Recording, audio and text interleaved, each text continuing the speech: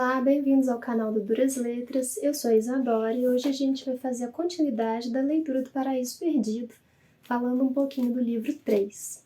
No livro 3, Milton faz uma nova invocação, um novo exórdio, dizendo: salve Santa Luz, prole do céu primeiro, ou do eternal coeterno resplendor, devo expor-te sem falta, Deus que é luz e que nunca, a não ser luz intangível, habitou desde os evos, te habitou, vivo eflúvio de essência incriada. Gente, vou falar uma coisa, já disse antes, mas vou repetir porque talvez alguém tenha entrado agora no canal. Essa tradução do Daniel Jonas é belíssima, mas é dificílima também. Então, para quem tem um bom domínio do inglês, talvez valha a pena comprar a edição bilíngue e conferir uma do lado da outra, porque não é muito simples a forma como ele faz a sua tradução. Não que o texto em inglês não tenha suas dificuldades, ele tem, mas eu considero ele extremamente mais simples, extremamente mais simples, ficou feio, né? Mas muito mais simples do que a tradução que o Daniel Jonas propõe. Inclusive, como eu tive que, como eu disse, correr um pouco com essa leitura, né, o método que eu recorri para conseguir manter o foco por mais tempo no texto, não me distrair tanto com as dificuldades, foi fazer a leitura do inglês, ouvindo ao lado o audiolivro. Tem uma gravação antiga, famosa, do Thomas Copeland, tem vários vídeos no YouTube com essa gravação, salvo engano tem na forma de podcast também, no Spotify. É uma gravação que já está em domínio público, então é muito fácil encontrar. E ele segue linha a linha o texto do Milton, e, enfim, né, ajuda bastante a fazer essa sequência de leituras. Eu aproveito também para agradecer e sugerir para quem gostar, né, de se aprofundar no tema, esse livro, Milton Lecture Series, Readings in and from Brazil, que a gente ganhou de presente da professora Miriam Mansur, que são leituras a respeito de Milton feitas por pesquisadores brasileiros e pesquisadores que estiveram no Brasil. Essas leituras foram feitas inicialmente em função de um seminário, na verdade um ciclo internacional de estudos miltonianos que aconteceu na Faculdade de Letras da UFMG em 2015.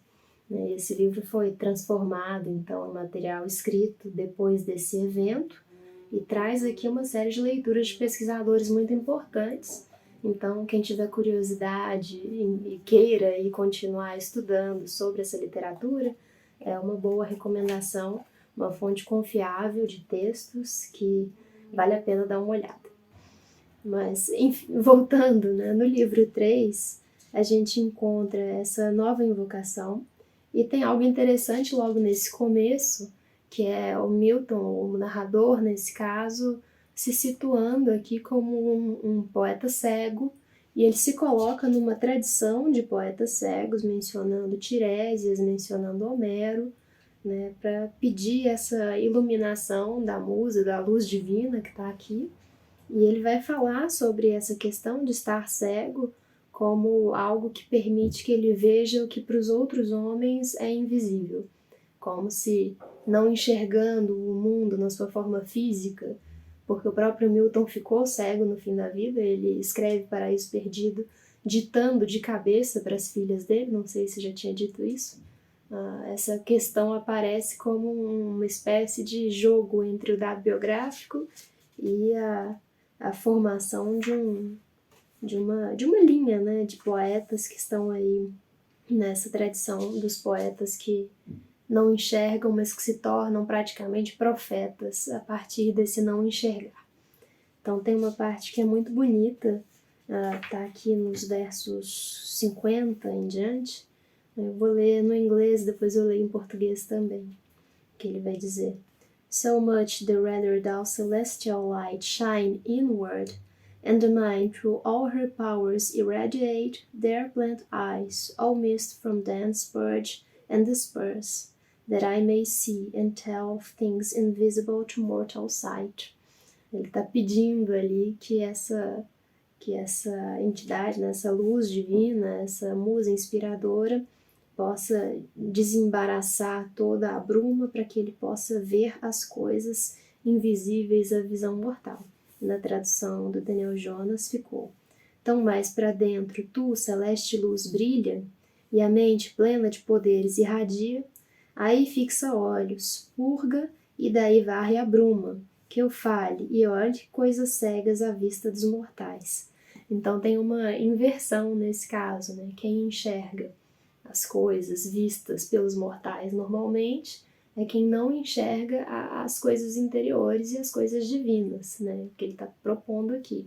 E ele, por não enxergar, acaba tendo uma visão compensatória, digamos assim, que é de poder ver aquilo que para os olhos mortais não se mostra. Aqui então no livro 3, assim que passa essa nova invocação e o comentário sobre a visão, né, a visão e a cegueira, a gente muda o foco cinematográfico que estava lá no inferno acompanhando Satã para o céu e vai acompanhar o diálogo entre Deus e seu filho.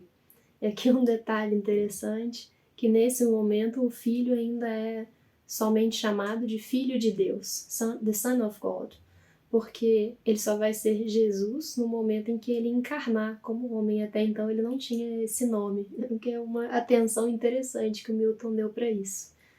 E Deus começa vendo que Satã está ali, que ele escapou e está enraivecido, né, enfurecido, pronto para ir lá, né, amaldiçoar o homem com a queda.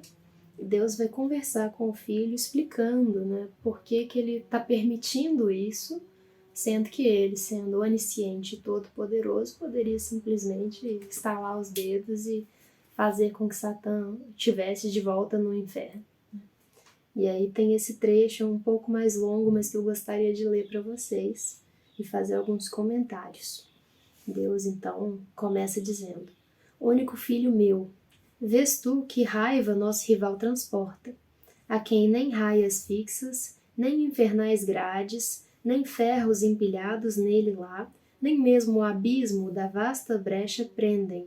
Tão atreito anda a febril vingança que dará com ela na própria testa contumaz. Então essa vingança já está dizendo, vai voltar nele mesmo. E agora, entre o laço aperto voa, para não longe do céu, na luz dos pátios. Vai direto ao novel mundo criado, e ao homem lá, com o fito de o provar, se a força é vencível, ou pior, pervertível por logro vil. Então ele está indo para o novo mundo testar o homem, ver se consegue dobrá-lo, seja pela força, seja pelo vil, né, pela vileza, pelo engano. Será, pois o homem dar-lhe-á ouças as lisonjas, e transgredirá fácil o comando, a calção do seu preito. Cairá, com a progênie sem fé. Então Deus já sabe que o homem vai cair, mas Milton aqui coloca comentários a esse respeito, que vão aparecer ao longo do livro, de que essa previsão, né, essa onisciência que prevê as coisas, ela prevê, mas não ordena. Não, é difícil isso porque vai para um campo de uma dificuldade que a gente mesmo às vezes não consegue compreender tão bem. Como que, prevendo e tendo o poder de mudar, ele teria ainda assim não mudado. E aqui Milton, como eu disse em outros vídeos, está tentando fazer uma justificação dos meios de Deus, por que Deus permite a existência do mal, por que Deus permitiu a queda, etc. E nesse livro ele vai trabalhar isso de uma forma muito detalhada e ousada, né? Porque, convenhamos, tomar aqui o próprio Deus para um fiel, né? Para alguém que acreditava, e colocar palavras na boca dele, fazendo essa espécie de justificação, é uma empreitada muito ousada mesmo. Enfim, e a gente continua. Então, Deus já sabe que o homem vai cair, né, ouvindo as lisonjas, né, ou seja, pelo artifício da palavra, Satã vai conseguir perverter aí o homem, corromper o homem. Quem tem a culpa? Deus pergunta. Quem, senão ele? Ele, o homem, né? Não Satã exatamente. Ingrato. De mim tinha tudo que há de ter, né? Mais uma vez. Filo justo e reto, capaz de se opor, livre de cair. Né? Livre para cair, talvez fosse uma tradução mais interessante nesse caso. Essa frase é importante, né? Deus fez o homem justo e reto, praticamente está dizendo perfeito, ao menos uma perfeição relativa. Mas ele é capaz de se opor e livre para cair, ou seja, depende dele. Só que Deus já viu que, apesar de ser capaz de se opor, ele vai cair. Então tem aqui uma conversa que é atravessada por uma sobreposição de tempos. Existe um presente que está acontecendo, que é Satã indo lá fazer esse teste, um futuro, que é a previsão do que vai acontecer e de que o homem vai cair, e esses dois tempos, junto com o passado, porque também depende aí do que já tinha acontecido antes para que Satã quisesse se vingar de Deus, vão formar ali uma conjuntura que é um problema para Deus, mas ao mesmo tempo não é um problema irresolúvel. É algo que ele já sabe desde sempre, já que Deus ele não é sem tempo nessa medida em que ele conhece presente, passado e futuro nessa narrativa, mas ele está em todos os tempos, né? E sabendo de todos os tempos, pode agir de uma forma mais consciente do que qualquer outro que não teria esse tipo de conhecimento. Assim, criei a etérea hoste e espíritos, tanto quem se opôs como quem caiu. Então, da mesma forma como criou o homem livre e capaz de se opor, ele também fez os espíritos, tanto aqueles que se opuseram a ele, quanto os que caíram. Não livres, que cabal prova dariam de lealdade veraz, amor, fé firme, onde só o que devem fazer fazem, não o que querem. Que louvor há nisso? Que prazer tiro eu de submissão, se querer e razão é escolha, vãos e inúteis, do livre-arbítrio párias, fossem escravos os dois do necessário, e não meus. Olha que interessante, aqui Deus está dizendo, por que é que ele permite, então, que os espíritos e o homem sejam livres para cair, né? Sejam ali passíveis a essa corrupção? Porque se eles não fossem livres, né, o amor, a lealdade, tudo mais que eles poderiam dedicar, seriam simplesmente fruto da necessidade, não haveria escolha nisso. E Deus parece achar mais dignidade na escolha do que em não haver escolha. Bom, seguindo algumas linhas adiante, Deus vai continuar a sua argumentação, dizendo: decretaram-se a si o motim, não eu. Eles decretaram-se a si o motim, eles, os espíritos rebeldes. Se eu previ, a presciência não tem parte na culpa, não menos certa é por imprevista. Então ele mesmo está dizendo aqui que não é porque ele previu que ele fez que acontecesse. A previsão é só o conhecimento de que aconteceria, e não algo que faz acontecer. E essa é uma diferença importante, porque hoje existe uma certa tendência de ler na própria previsão divina a profecia que vai criar, né, o acontecimento. E aqui ele está meio que tirando esse encargo de si mesmo. Eu previ, mas eu não fiz que isso acontecesse. Eles eram livres para se opor ou para cair, e caíram e se amotinaram por conta própria. Não é minha culpa isso aqui, não. Sem acicate algum, sombras de fado, ou outro que imutável eu previsse, só os trespassam, em tudo, autores de si, do que julgam e escolhem. Para tal, formei-os livres, livres ficarão, até serem de si reféns. Então eles são livres, são reféns só de si mesmos, não de Deus, não do desígnio divino. Porque aqui o jogo entre livre-arbítrio e predestinação vai sempre defender que há livre-arbítrio, que as pessoas não são predestinadas. Deus escolhe que haja livre-arbítrio para que haja aquela dignidade que eu estava falando agora há pouco, né? De que essa devoção e lealdade a Deus sejam honestas, sejam reais, porque se fosse tudo obrigatório nesse sentido de não haver livre-arbítrio, de ser predeterminado, na verdade, ninguém seria leal, né? Ninguém seria ali verdadeiramente fiel. Por que Deus se importa com isso? Como é que eu vou saber? Mas aqui Deus se importa, né? Deus espera que a devoção seja sincera. Sem livre-arbítrio não poderia haver devoção sincera. Então ele continua. Ou mudo-lhes a natura, abrogo o alto édito imutável, né, que seria o livre-arbítrio, imutável eterno que os quis livres, a eles que escolheram sua queda. Então ele vai dizer, a única forma de evitar a queda seria tirar o livre-arbítrio, porque tendo livre-arbítrio eu já sei que vão cair. Os primeiros da espécie sós caíram, autotentados, autodepravados. Os primeiros, então, esses espíritos que estavam com Satã. O homem por outros cai, graça achará, os outros não. Em mercê e justiça na terra e céu, glorioso serem mais, mas antes e depois mais em mercê. Então ele está aqui justificando outra coisa. Por que é que para o homem existe a possibilidade do perdão, né, e da redenção, e para os primeiros que se rebelaram, não? Porque aqueles foram autotentados e autodepravados, caíram sozinhos. Eles mesmos se rebelaram e eles mesmos, né, fizeram a sua própria ruína. O homem não, o homem foi tentado.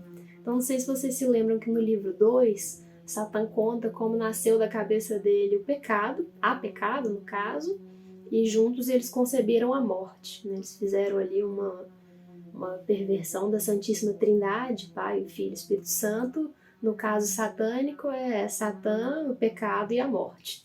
Né? E isso aconteceu sozinho. Né? Ninguém foi lá incutir essa ideia na cabeça de Satã. Ele mesmo criou isso e levou os outros consigo, né, que eram da mesma espécie, igualmente capazes ali de dizer não vou concordar com sua argumentação falsa, que inclusive vai acontecer com um dos anjos, que a gente vai ver ainda. Mas o homem não. O homem, ele vai sofrer aí a vileza do Satã, que vai fazer com que ele caia, vai usar de todos os seus ardis para fazer com que o homem desobedeça. Então Deus vai dizer, olha, para o homem haverá então a graça, pode haver essa justiça que permita essa redenção apesar da queda. Para os primeiros que caíram sozinhos, não. É uma explicação importante também para a gente fazer essa distinção de por que uns podem ser perdoados e outros não. O filho então responde a Deus, né, dizendo que o pai é justo em tudo e que por isso mesmo seria injusto que o homem se perdesse. O homem, que é essa criatura recente do teu mimo, é a criatura, né, querida de Deus. E o filho fica revoltado com isso, né, dizendo como é que pode que, né, o Satã possa levar embora, se vingar e arrastar para o inferno toda a raça humana. Né? Ou ele mesmo, Deus, iria abolir aquele que ele criou, né? Que também seria uma opção, não mais permitir a existência do homem para que não mais homens caiam, né? Não mais criaturas caiam. E Deus responde, ó filho, principal mimo da alma, filho do peito, filho que és sozinho meu verbo, sabedoria, poder válido, tudo que é meu pensar falaste, tudo como meu fito eterno decretara. Não se perderá o homem, salvar-se-á quem quer. Não por querer nele, mas em mim, por graça a outorgar. Ele está dizendo, sim, o homem vai cair, mas vai se salvar. Que era a dúvida de Jesus, né? Se o homem vai cair, então Satã vai vencer, né? Essa é a previsão. E Deus está dizendo, não, o homem vai cair, mas vai se salvar também, né? Então, com a própria queda, Deus cria um bem maior, que é a possibilidade da redenção, algo que até então não existia. Renovar-lhe-ei posses caducas, mesmo no penhor do pecado, as mãos baixas da ganância. Por mim sustido, há de outra vez em pé de igualdade ficar com o rival. Sustido por mim, possa ver quão frágil a sua condição é, e me deva a sua salvação, e a mais ninguém. A alguns eu escolhi de graça única, eleitos entre o resto. Assim quero. Outros serão chamados e lembrados de seu estado pecante, a aplacar cedo a cólera de Deus, enquanto a oferta está de pé. Darei luz aos seus sentidos cegos, e ceda a pétreos corações, para que orem e contritos obedeçam. A oração, contrição e obediência, com sincero propósito somente, no ouvir não serei lento, no olhar frio, e neles como um guia pousarei a consciência juíza, a qual se ouvirem, luz após luz bem gasta alcançarão, e a bom porto darão perseverando. Então Deus está dizendo, sim, aqueles que, depois de caídos, mesmo tendo caído, porque eles herdam o pecado dos pais ao terem desobedecido, aqueles que se voltarem para Deus, pedirem o seu perdão e queiram ali estar, né, diante de uma, da oração, da contrição, da obediência, a estes Deus vai ouvir, não vai ser lento no ouvir e nem frio no olhar. É isso que ele está dizendo, que existe essa esperança para aqueles que se voltem a ele. E ele continua aqui dizendo, eu vou pular umas linhas aqui porque é muito longo o trecho. Infringindo, desleal quebra a homenagem ao homem e erra contra a supremacia grande do céu. Com o alvo em Deus e tudo assim perdendo, que a espiar tal traição nada lhe resta, mas ao estrago dado e consagrado deve morrer com a sua descendência. Morre ele ou a justiça. Então esse ponto aqui é interessante para a gente também, porque Deus está dizendo, por que então simplesmente não salvá-lo desde o início? Por que o envio de um Redentor? Porque o homem se revoltando contra Deus, traindo, a sua lealdade, se o homem não for também punido por isso, a justiça divina ficaria desequilibrada. Ou morre o homem, ou morre a justiça. Só quando tiver um Redentor é que essa justiça vai poder alcançar um novo balanço. Ele continua. Só se dele, tão capaz como pronto, outro pagar a alta satisfação, morte por morte. A gente já sabe quem é que vai se oferecer para fazer isso. Dizei, hostes do céu, há desse amor, qual de vós quer mortal ser para remir o crime mortal, justo por injusto? Há no céu caridade tão querida? Ele pergunta, e aí, dentre os espíritos, quem é que aceita esse lugar? Tentou, mas do céu era mudo o coro, e o silêncio era no céu. Pelo homem, patrono ou valedor, ninguém surgiu, muito menos quem ousasse pôr-se a prêmio pela multa fatal como resgate. E hoje, sem redenção, a humanidade de morte e inferno súdita seria, sem recurso penal, não fosse o Filho de Deus, em quem transborda amor divino, a mediação cara reiterar. Então Deus fala, gente, alguém vai ter que ir lá e se sacrificar pelo homem. Se alguém for lá e morte por morte pagar essa conta da justiça do homem, aí sim a justiça vai poder ficar satisfeita. Mas se ninguém for, o homem fica na morte, ficaria ali preso ao inferno, Satã venceria.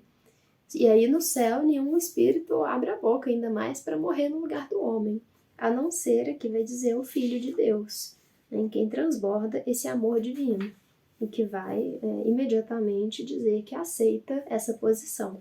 Então o Filho diz, Pai, o que dizes graça achará. E se os meios a graça não achar, para achar seu fim, o mais veloz dos núncios a dar com as criaturas, e a todas vem imprevisto, sem rogos, sem busca. Feliz do homem a quem vem, dela a ajuda não achará, já morto em pecado. Expiação para si, ou oblação apta, devedor e desfeito, não tem nada. Pesa-me por ele eu, vida por vida ofereço. Sobre mim desfere a ira, toma-me homem. Por ele eu deixarei teu colo, e esta glória junto a ti declinarei, e dele a grata morte morrerei. Faz que em mim, cevada a morte, enjoe a fúria. Não jazerei mórbido por muito tempo. Deste-me da vida a posse para sempre, por ti vivo. Mesmo que a morte ceda, sendo dívida, tudo que em mim morrer possa, mas paga. Não me deixarás lá na tumba sórdida qual presa, nem me sangres a alma pura em partilha sem fim com corrupção. Erguei-me-ei vencedor e pisarei quem vencia, saqueada do seu saque. Ferida de morte, a morte sofrerá. Tombando em glória, morto seu ferrão. Então, Jesus está dizendo aqui, toma-me homem, faça de mim um homem e eu vou deixar o seu colo, deixar a sua graça, vou para o meio dos homens encarnado, morrer no lugar deles. Então é muito bonito porque o Filho de Deus, ele vai e ele não é, ele foi lançado ali, ele não sabia o que ia acontecer. Ele sabe perfeitamente que ele está indo para morrer no lugar do homem e com isso salvar o homem, oferecer essa possibilidade de salvação. Mas ele sabe também que confiando em Deus, essa morte para ele não é uma morte para sempre.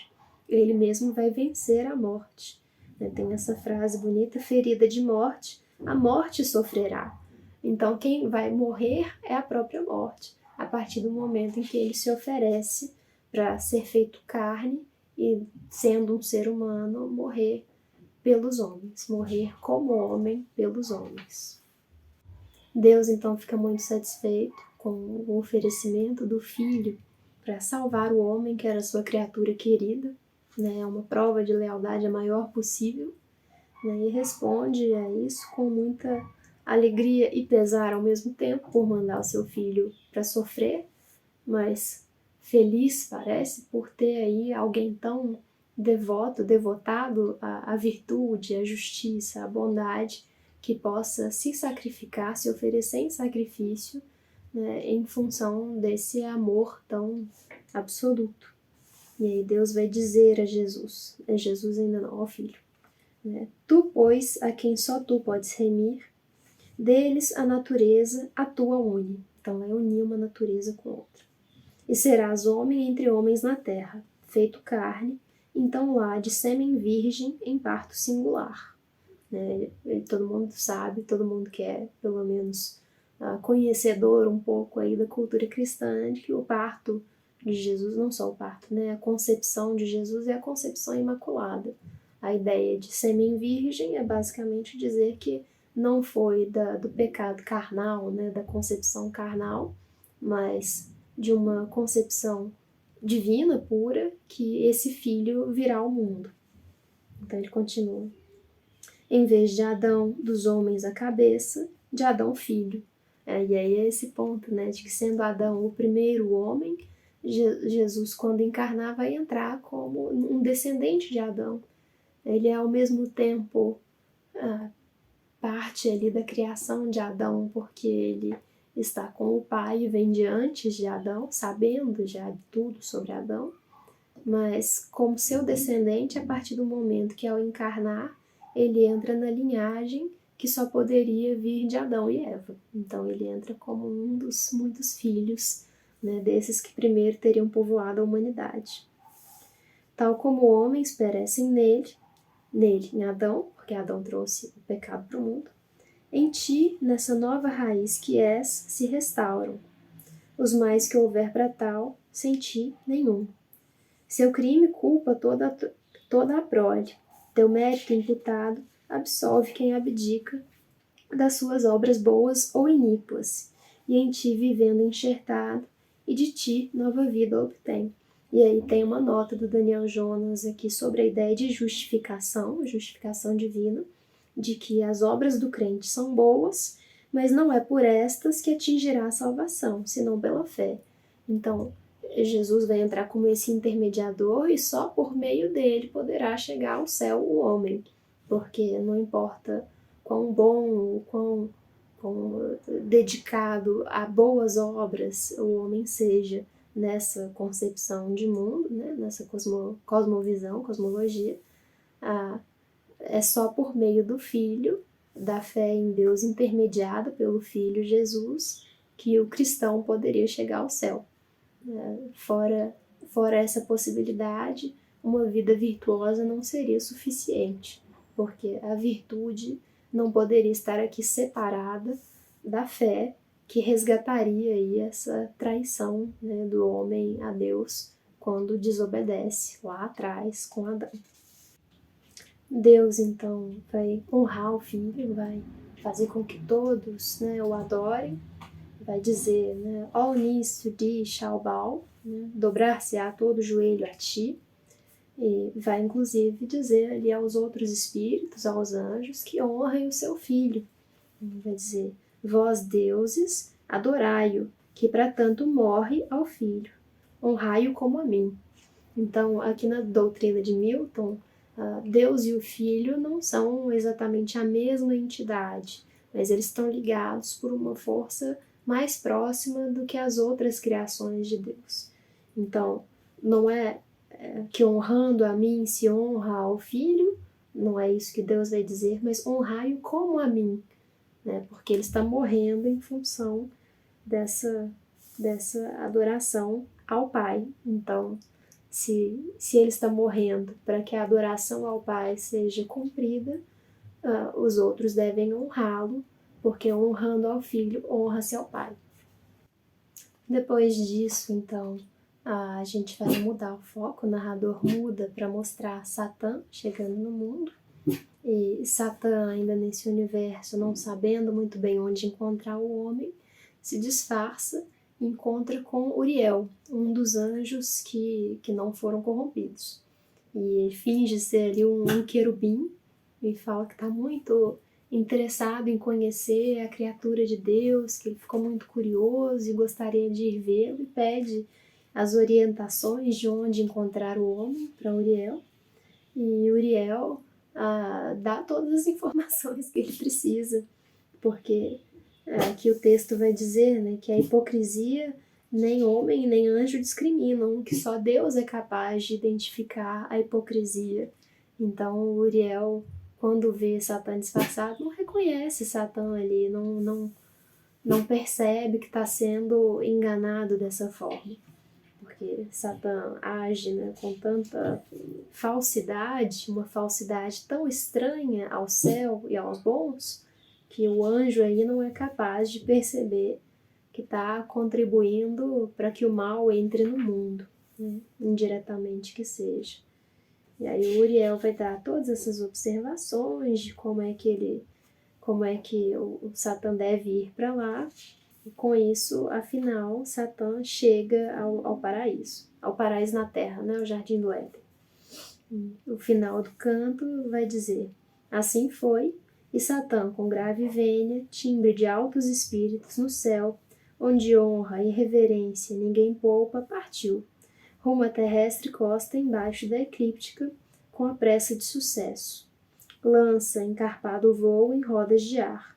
Mal sai, e já Nifates sente aos pés. Né? Nifates é a montanha perto da qual estaria ali o paraíso.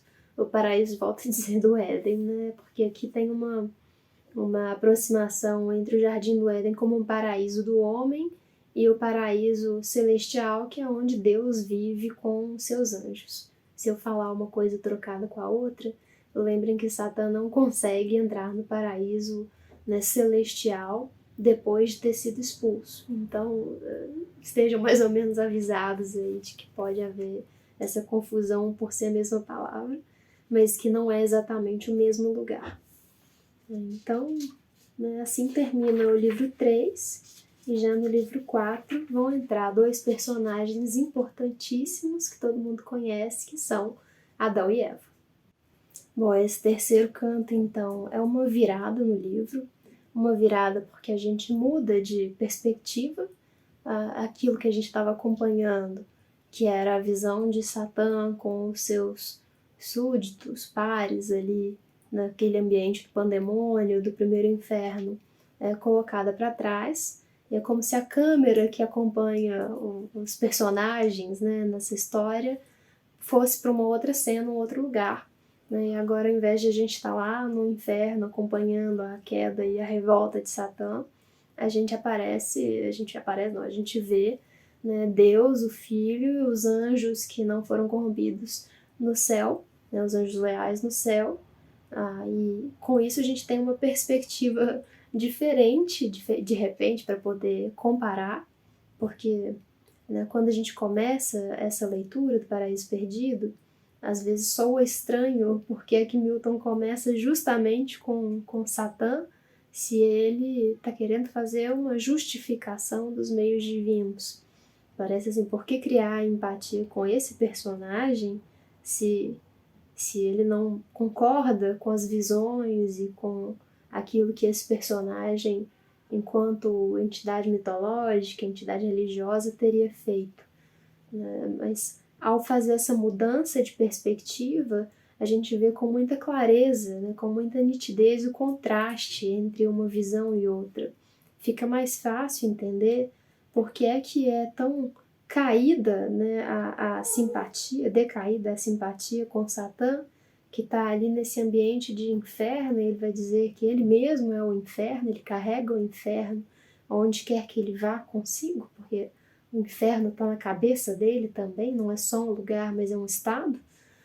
E como que o estado de Deus e das pessoas ali, dos seres ao redor de Deus, é um estado de graça. É um estado que mesmo, né, sofrendo ali golpes e baques, está o tempo todo cercado de ideais de justiça, de bondade, de amor, de virtude, de lealdade, né, de liberdade, inclusive, que é algo que muitas vezes vem como um contra-argumento de que tudo isso está no lado de Deus, ok, mas a liberdade estaria com Satã. E o livro 3 vai dizer, não, né, Deus nunca quis que o homem não fosse livre.